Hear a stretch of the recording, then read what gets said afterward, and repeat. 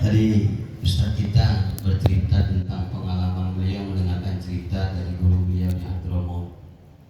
Mungkin biar aku nggak ceramah, cerita juga lagi nih. Yang padanya cerita, nggak pandai ceramah.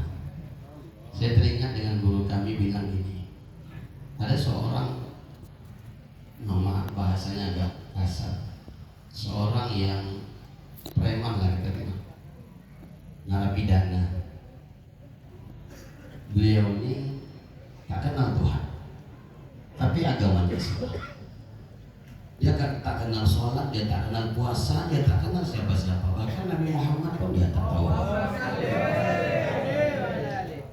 Kerjaannya cuma kalau orang Medan bilang mengkompas lah, memalai warung-warung Cina. Satu hari 1 juta nggak kemana, dapat gampang. Sampai suatu saat dia bersama istrinya ke Borgo untuk maling dan diponis masuk penjara 2 tahun. Istrinya bingung, kenapa nasib hidup kita begini, nggak enak-enak.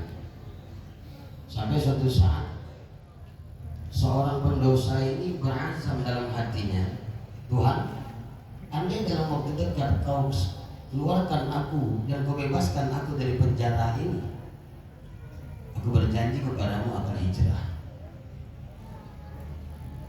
Qadarullah, tak berapa lama dalam penjara,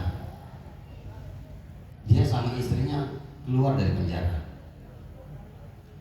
Namun karena janjinya mau hijrah, hadirin, dia tahan keinginannya untuk mencari uang yang kemarin-kemarin gampang dia cari, 1 juta itu hari gampang. Maka sama dengan Imam Al-Ghazali menjelaskan, sabar itu kan banyak bagian. Di antaranya adalah sabar untuk tidak bermaksiat kepada Allah Subhanahu wa taala. Dia tahan, sehingga dengan menahan untuk tidak bermaksiat, mencuri, memalak dan lain sebagainya, di rumah nggak ada makanan. Nggak ada makanan apa-apa. Istrinya bertanya, "Bang, apa makan pagi?" Tengok-tengok aja dalam muka gue. Sore istrinya nanya lagi, Pak, makan apa kita nih? Air putih aja lah minum. Sampai di waktu maghrib ada seorang ibu yang lewat ke depan rumahnya, pakai mukena nampaknya mau ke masjid. Ini mantan narapidana, mantan preman bertanya, "Bu, ibu mau kemana?" "Ke masjid, Tuan." "Ada apa di masjid?" "Ada makanan, Tuan." Teringat dia nggak makan sama istri. Masjid yang biasa kan? "Iya." "Oke, terima kasih, Bu." Dia bilang sama bininya, "Dek, siapkan pakaian kau, kita nyari makan di masjid." OTW, Bang. Dia berangkat ke masjid. Ternyata dia nggak bertanya makanan apa sebenarnya di masjid. Maksud si ibu ini makanan rohani, majlis taklim sama semisal kita. Pikirannya makanan zahir, Bang. Makanannya mau makan macam ini lah, semangka, cuman kue yang nggak ada roh dan makanan ini dia pikir, karena udah 1 hari nggak makan. Duduklah dia paling depan, istrinya paling belakang. Ditunggu-tunggu nggak ada kabar makanan datang. Tiba berapa lama Kiai masuk dari belakang. Dia bingung, ditunggu makanan kok orang yang kayak gini datang.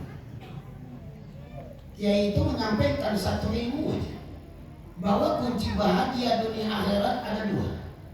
Pertama, ittaqullah, bertakwalah kepada Allah. Yang kedua, buktikan cinta kasihmu kepada baginda Rasulullah SAW. Bukti seseorang mencintai seseorang, dia selalu menyebut-nyebut nama orang yang dia cintai. Dan ketika ada orang lain yang dia dengar menyebut nama orang yang dia cintai, wajilat qulubuhum, bergetar hatinya. Tak berapa lama si bapak yang paling depan, ada mantan narapidana, keluar pelan-pelan ngasih kode sama istrinya yang paling ujung, narapidana. Dia ngasih kode sama bininya, ngasih kode. Dia nggak ada bilang, "Dek, ayo," nggak ada kodenya, kode-kode kayak mana? Bininya ngikut, Sabina watona, cakap laki. Pelan, jalan sambil senyum suaminya. Istrinya bingung, makan belum, kok pulang? Nah, memang udah dapat apa yang dapatkan? Udah, seluruh gampang. Apa rupanya kunci hidup di dunia ini ada dua. Bertakwa sama Allah, salawat sama Nabi Muhammad SAW. Dia baru kenal sama guru, sama kiai, tapi luar biasa sami'na wa ata'na. Dia nggak filter lagi, nggak saring lagi, nggak kebanyakan orang sekarang. Orang sekarang dikasih hadis ini disampaikan sore enggak.